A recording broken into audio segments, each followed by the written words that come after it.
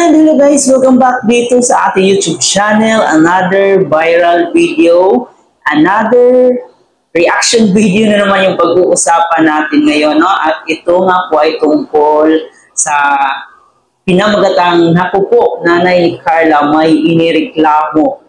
Sino naman kaya ito? Kalinga Prab, latest vlog today. So ngayon pag-uusapan natin guys kasi alam ko na itong mama ni Carla napabuting tao. And makikita nga natin sa kay Carla mismo no, na kung gaano niya ito pinalaki, and hindi ko mawari kung ano yung reklamo pa niya kasi sa pagkakaalam ko guys, napaka-bless nila kasi tinutulungan sila ng Kalinga Prab, no, ni Kuya Bal Santos. So hindi ko alam kung ano yung inireklamo pa niya. So panoorin na lang natin itong video na to. And before tayo magsimula guys, kung gusto niyo ng ganitong klaseng content, huwag kalimutan mag-like and share. Pwede rin kayo mag-comment sa baba kung ano yung mga komento nyo patungkol dito. So ngayon alam kong excited na kayo, kaya panoorin na natin itong naku po, Nanay ni Carla may inireklamo. Sino naman kaya? Ano naman kaya yung reklamo ni Nanay Carla?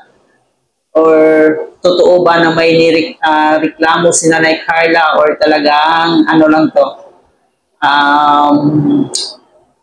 pa-fame lang tong title na to. So huwag niyo kalimutan guys, si Kalingap TV, i-subscribe kasi sila po yung mga nag-upload patungkol kay Kalinga Prab. Sila yung mga nag-update kung ano na yung mga nangyari sa buong Kalinga Prab and kay Kuya Bal. So don't forget to subscribe sa kanilang channel, and let's go. Panoorin na natin to. Ha! Nanay ni Carla may reklamo. Ano naman kaya ito at sino naman kaya so, ito? So panoorin natin yung video guys. Isang magbigay araw sa inyong lahat mga kalingap, sanay hindi nyo po makalimutan na mag-like sa video na ito. At paunawa tapusin muna ang kabuuhan ng video na ito mga kalingap, at para malaman ang nilalaman nito. At maraming salamat po mga kalingap sa pagpatuloy na Don't forget to subscribe Kalingap TV, Kalinga Prab, and Kuya Bal Santos. Sobrang napakapalad ni Carla sa kanyang napakaganda ng kanilang channel guys. Kalingap dahil sa ang lalaki ng mga perang natanggap nila mga kalingap na nagmula sa mga kanilang nag-sponsors. At isa na nga dito ang bagong hanap buhay nila Carla mga kalingap, ang kanilang bangka ay may lambat na rin ito sa wakas, at makapang lambat na si tatay sa So, yun naman pala. So, nagpapasalamat sila sa kanilang mga sponsor. So, napakaganda, no? Kasi ito yung dapat ito yung tao na dapat tinutulungan kasi napaka-grateful. Mga kalingap.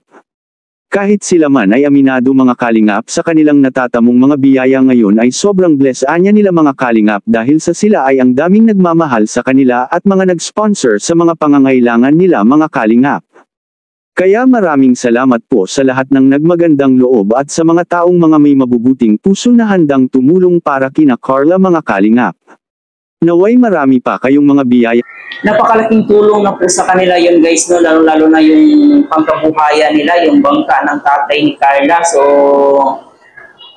masasabi talaga na natin na yun na yung simula nila.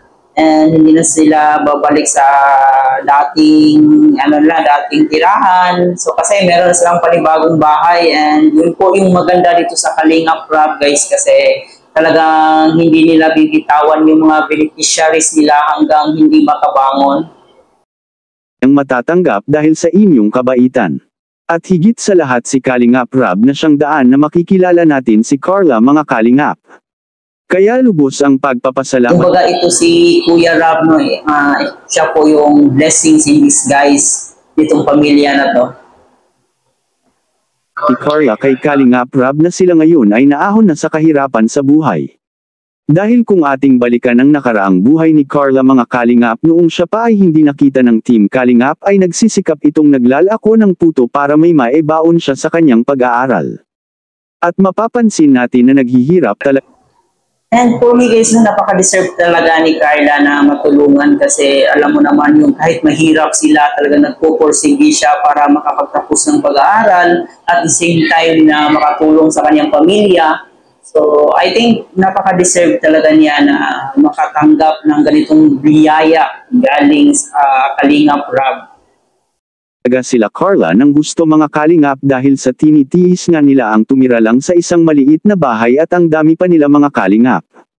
Kaya ngayon na may bagong bahay na sila ay hindi na sila mahihirapan sa kanilang dating bahay mga kalingap dahil sa malaki na ang bago. Nakita ko talaga nung una, nung first vlog pa lang ni Kalingap Rob. So, pinuntahan niya yung bahay bahay ni Carla. So, talagang maliit lang pero napakalinis guys. Makikita mo talaga sa pamilya nila na kung gaano sila ka-respeto sa isa't isa at kung gaano sila mapagmahal na pamilya, mapagmahal na anak. Ang bahay nila Carla ngayon. Kaya hindi natin lubos maisip na si Carla ay hindi pa ito natulungan. Diba? Sobrang laki na ng bahay nila ngayon. So, meron na silang kanya-kanyang kwarto. Kumpara dati na feeling ko isang kwarto lang sila buong pamilya. Nakita nila Kalingap Rob ay malamang mga kalingap mapag hanggang ngayon ganun pa rin ang sitwasyon nila at estado sa buhay. Kaya sobra-sobrang kabaitan ang ipinapakita ni Carla para sa Team Kalingap at sa lahat ng mga Team Kalingap dahil sa nagtanaw si Carla ng malaking utang na loob mga kalingap sa lahat ng mga kanyang natatanggap. Kaya kahit si Kalingap Rob ay napahanga kay Carla mga kalingap dahil sa si Carla ay okay lang anya para sa kanya kung ano ang gagawin nila at pati na sa mga kasamahan ng Team Kalingap. Hindi niya ipinagdaramo ang kanyang kasikatan sa mga kasamahang mga vlogger ng Team Kalingap. Ang kabaitan at ipinakitang pagkamagalang ni Carla mga kalingap ay siyang magandang tularan sa mga kabataan ngayon mga kalingap. Yun, dapat yun yung maganda kay Carla kasi kahit medyo marami siyang sponsor, medyo sumisikat na yung pangalan niya, nananatili pa rin siyang down to earth. And talaga namang mapagkumbaba talaga itong batang to, no? So, ayan. Magaling. Ituloy mo lang yan, Carla. Dahil sa kanyang kabaitan sa harap ng kamera ay ang daming nagmamahal sa kanya at tumutulong, at nanay may reklamo pala. Makikita po natin sa video. Pagtulong ng Kalingap, pagtulong namin sa inyo, okay naman po ba sa inyo? Wala naman po ba kayong reklamo? Ano po kaya sobrang bless po. Sobrang bless. Ayun. Kasi kung may reklamo, sabihin nyo lang sa amin wala po kuya. Tsaka po pati ang bait ng anak ko kaya hindi po siya mawawala sa samahan niyo. Napakabait ni Carla, grabe, wala akong masabi. Saka, ang gusto ko kay Carla, support siya sa lahat ng...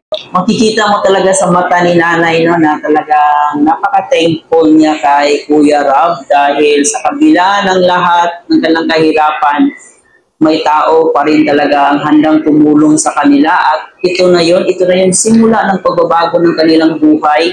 So, napakasaya lang isipin, kahit hindi ko man sila personally kilala, pero magiging happy tayo, no, sa narating or sa mga blessings na dumarating sa kanilang buhay. Vlogger di lang sa akin.